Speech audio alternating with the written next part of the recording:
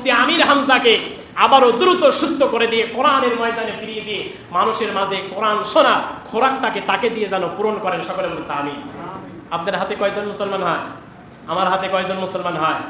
একেবারে মাহফিলগুলা আমির হামজা ভাই যে মাহফিলগুলা করছে, প্রত্যেকটা মাহফিল মনে হচ্ছে সাইদি সাহেবের মাহফিলের দৃশ্য। সুবহানাল্লাহ বলবেন না?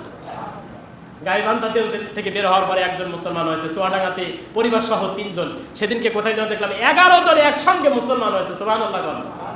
এই মানুষগুলা হক মানুষ, হক্কানি আলেম, যাদের কোরআনের তাফসীর শুনে মানুষেরা ইসলামকে সহজভাবে কবুল করে উত্তম আদর্শের মাধ্যমে, কোরআনের তেলাওয়াতের মাধ্যমে।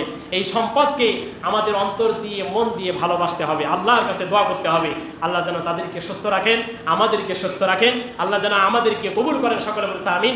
আল্লাহ পাক যেন রাসূলুল্লাহর অনুসরণ আনুগত্য করে এই পৃথিবী থেকে আমাকে আপনাকে মুক্তির দিশা নিয়ে জান্নাতের জন্য কবুল করেন। সকলে বলছে আমিন।